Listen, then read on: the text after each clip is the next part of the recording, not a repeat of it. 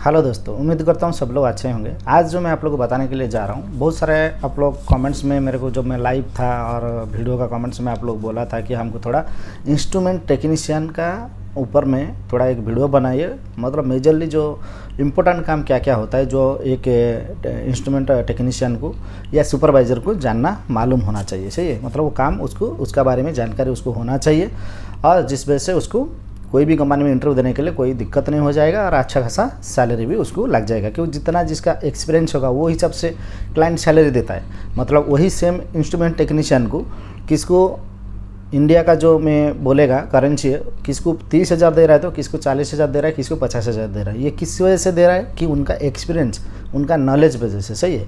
और सबसे पहले तो एक इंस्ट्रूमेंट जो टेक्नीशियन है उसको ITI ज़रूर होना चाहिए। ITI के साथ साथ में उसको ट्रेनिंग भी किधर भी लेना चाहिए। ट्रेनिंग थोड़ा ITI में भी ट्रेनिंग दिया जाता है, लेकिन बाहर में भी कोई चांस मिल रहा है तो काम करने के लिए टेक्नीशियन फील्ड में जाके वो काम करेगा तो उसको और भी जानकारी हो जाएगा, उसका एक्सपीरियंस बहुत बढ़िया होगा, जैसे वो इंटरव्यू अच्छा से पास कर सकता है, सिलेक्ट भी हो सकता है। और जो सुपरवाइज़र है उसको भी ऐसा कोशिश करना चाहिए कि डिप्लोमा 3 साल करने के लिए, 3 साल डिप्लोमा करने के बाद उनको प्रैक्टिस करना है, ट्रेनिंग भी जाना है, और उसके बाद में हो सकता है तो अपना मुल्क में थोड़ा बहुत काम जाके करें, किधर भी देखें कोई भी कंपनी में या कोई भी किधर चांस मिलता है। शॉप वगैरह भी होता है, आप लोग मालूम होगा, ये सब AC का काम में ज़्यादा होता है।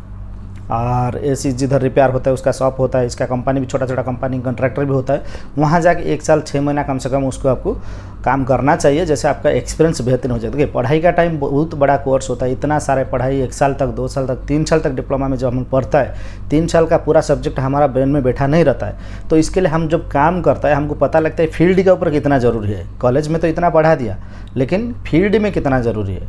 जितना आपको पढ़ाया कॉलेज में उससे 4 गुना से कम, मतलब 4 उसको डिवाइड बाई 1/4 डिवाइड करेगा, एक जो होगा 1% आपको उसी में, मतलब 100 से 25% आपको काम का चीज़ आता है जो आपको फील्ड में करना पड़ता है। बाकी 100% सिर्फ आपका जानकारी के लिए, आपका नॉलेज के लिए, आपको आगे किधर कौन सा जगह पे कौन सा अलग काम मिल जाएगा इसके लिए पढ़ाया जाता है। लेकिन जो मेन काम होता है वो 25% ही फील्ड के ऊपर होता है। तो उसमें क्या क्या काम इंपॉर्टेंट होता है मैं बताता हूँ। देखिए कोई भी टेक्नीशियन को RTD के बारे में मालूम होना चाहिए, उसका फुल फॉर्म भी मालूम होना चाहिए। आप इंटरव्यू जाएगा तो आपको भी पूछा जाएगा कि जो RTD क्या है। RTD आप उसका नाम पे आपको पता चल जाएगा। ऐसे तो आपको ITI का टाइम पढ़ाया जाता है, आपको पता है कि ये रेजिस्टेंस टेम्परेचर डिटेक्टर है। वो रेजिस्टेंस जो हमारा टेम्परेचर होता है उसको रजिस्ट्रेशन करके इलेक्ट्रिकल में, मतलब मीटर में रीडिंग दिखाता है कितना हीट है, कितना कोल्ड है, जो भी है। सही है।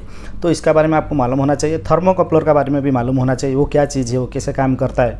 बाकी आपको वॉल्व का ऊपर भी मालूम होना चाहिए, मोटराइजेशन वॉल्व का ऊपर भी मालूम होना चाहिए, और ये सब आपको जानकारी होना चाहिए। और काम क्या क्या करना पड़ता है इधर आने के बाद, एक टेक्नीशियन को मैकेनिकल फील्ड के साथ साथ इलेक्ट्रिकल फील्ड के ऊपर भी नॉलेज रहना चाहिए। इंस्ट्रूमेंट जो होता है वो सिर्फ आपको मैकेनिकल नहीं मिलेगा, आपको सेंसर मिलेगा, और बाकी आपको थर्मोकपलर मिलेगा, उसके बाद में आपको वॉल्व भी मिलेगा, लेकिन उसका साथ साथ में आपको जितना सारा गेज होता है, उसके बाद में मीटर होता है, उसके बाद उसको चेक करने के लिए जो clamp meter, voltage meter, resistance check करने के लिए जो हमको मीटर चाहिए, मल्टीमीटर चाहिए, या हमको मेगर मीटर चाहिए, ये सब सारे चीज़ आपको होना चाहिए। आप सिर्फ भी मैकेनिकल फील्ड के लिए आपको सिलेक्ट नहीं करेगा, उसके ऊपर आपको इलेक्ट्रिकल का जब कंपनी में आ जाता है तब एक स्टोर दिया जाता है, एक ऑफिस दिया जाता है, उसमें आपका काम वही रहता है कि जितना प्रोजेक्ट में जितना इंस्ट्रूमेंट है सब इधर आएगा, चेक होगा, उसका कैलिब्रेशन होगा।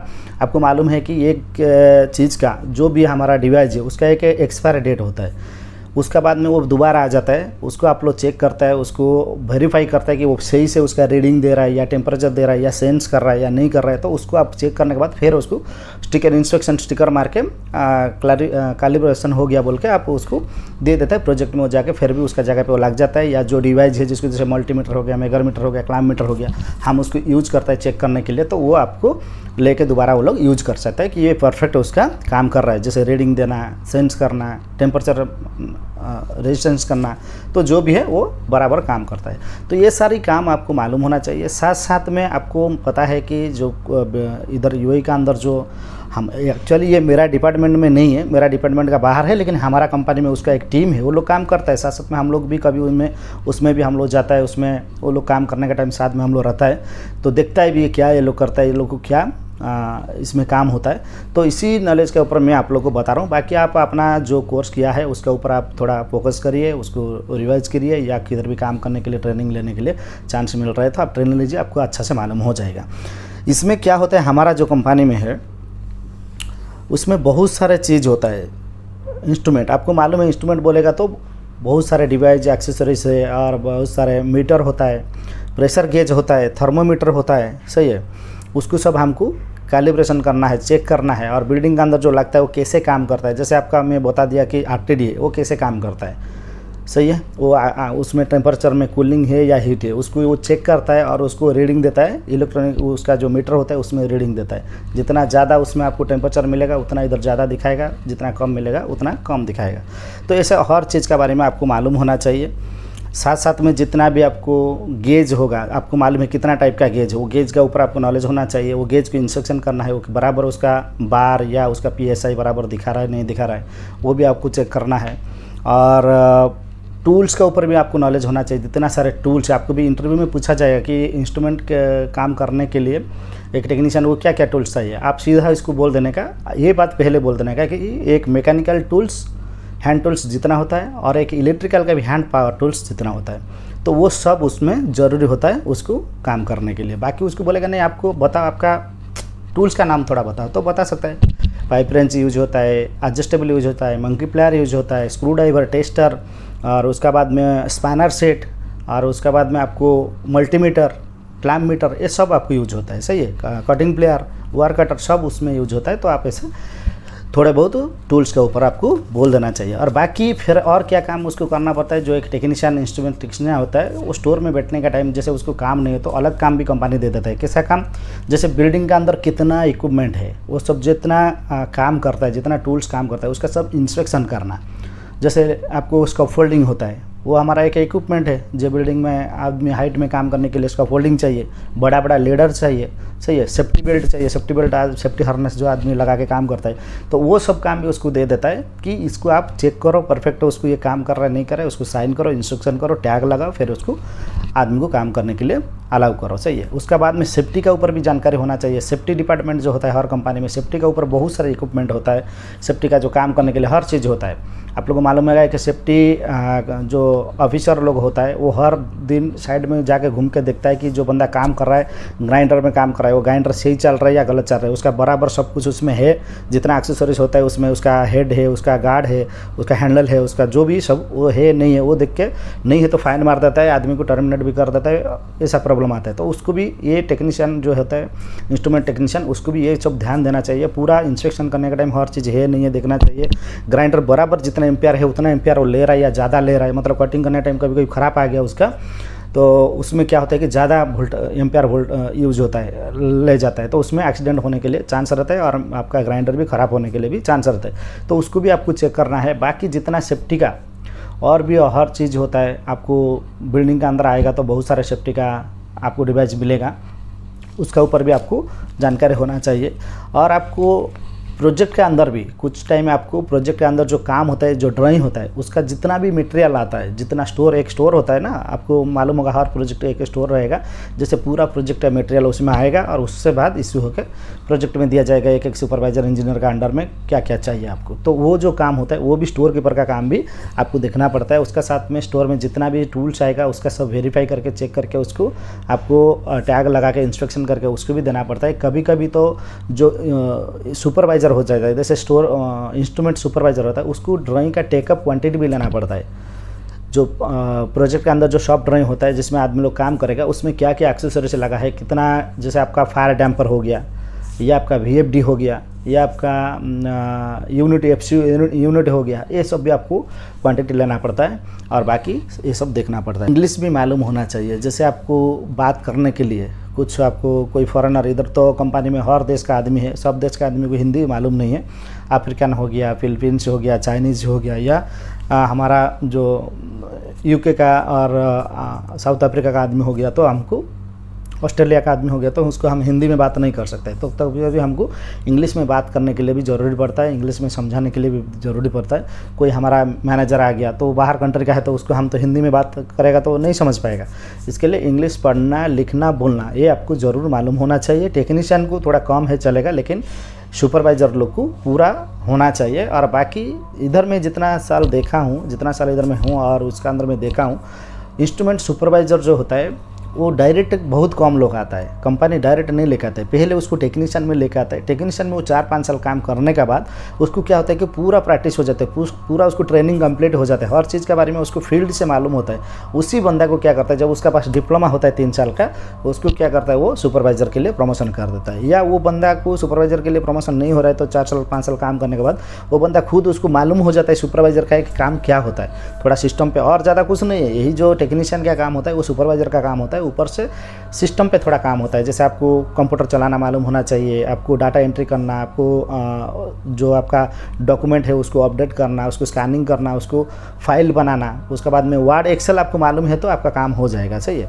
तो ये सब काम आपको मालूम है तो आप एक टेक्नीशियन में आ सकता है। और टेक्नीशियन आने के बाद आपको बहुत चांस रहता है कि 4-5 साल के अंदर आपको सुपरवाइज़र में पोस्टिंग होने के लिए कंपनी खुद प्रमोशन कर लेता है। और उसका जो सैलरी रहता है, आप सुपरवाइज़र हो गया तो यहाँ का 5 से 6 हज़ार दिरहम आपका सैलरी होएगा, जो अपना मुल्क का लगभग 1 लाख से ज़्यादा है। सही है, 1 लाख से 1,10,000 20,000 आपका सैलरी हो जाएगा। और जो टेक्नीशियन में आएगा स्टार्टिंग से तो उसको इतना सैलरी नहीं देगा, लेकिन फिर भी यहाँ का 1800 से 2,000 दिरहम देगा, जो इंडिया का 40,000 हो जाता है। 40,000 रुपया आपको पर मंथ आपको मिलेगा। ऊपर से आपको कंपनी रहने के लिए घर भी दे रहा है, रूम, और आपको खाना बनाने के लिए किचन फैसिलिटी भी देता है, गैस फैस सब कंपनी देता है, जाने आने के लिए गाड़ी भी कंपनी देता है। तो आपको सिर्फ आपका जो सैलरी है उसी को आपको बचाना है, खा पी के आराम से 40,000 आप घर पे भेज सकते हैं। क्यों, आप ओवर टाइम भी पर डे 2 घंटा आपको करना पड़ेगा, तो 2 घंटा का ओवर टाइम जो होता है वो मंथली आपका जो खर्चा होता है वो निकल जाएगा। बाकी आपका जो सैलरी है 1800 या 2000 जो बेसिक कंपनी लगाया, जितना आपको मिल रहा है वो अपना आराम से आप उसको सेव कर सकते हैं, आपका घर पे भेज सकता है। तो यही था छोटा सा वीडियो में मैं आपको जस्ट जानकारी देने के लिए। देखिए, डीपली इसमें ज़्यादा बात करने के लिए मेरा भी इसमें बहुत कम नॉलेज है, क्यों, मेरा फील्ड का काम ये नहीं है, लेकिन मुझे मालूम है हमारा कंपनी में जो हो रहा है तो हम लोग साथ में रह रहे हैं, तो वो उसके लिए अलग सुपरवाइज़र है, अलग टेक्नीशियन लोग हैं, लेकिन हम लोग को मालूम है।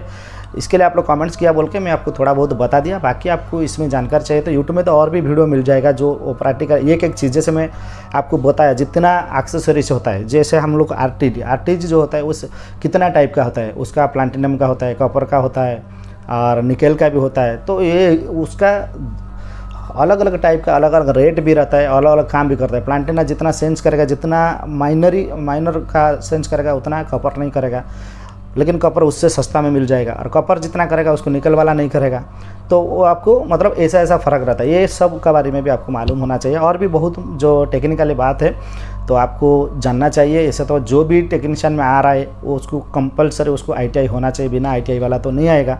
कोई भी कंपनी में ITI नहीं किया तो इंस्ट्रूमेंट टेक्नीशियन में आपको लेगा नहीं।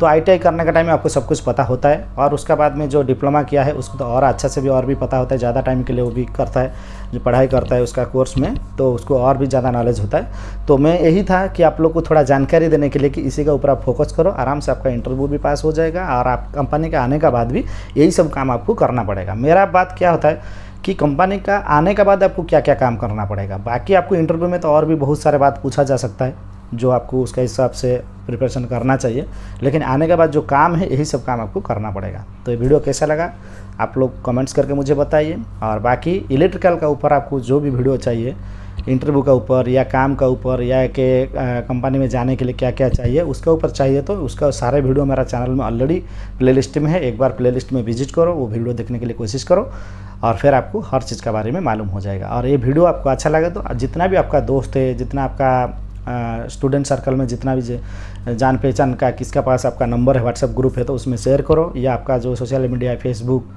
उसमें भी मेरा वीडियो शेयर कर सकता है। और बाकी वीडियो को लाइक करके चैनल को सब्सक्राइब करिए। Thank you so much.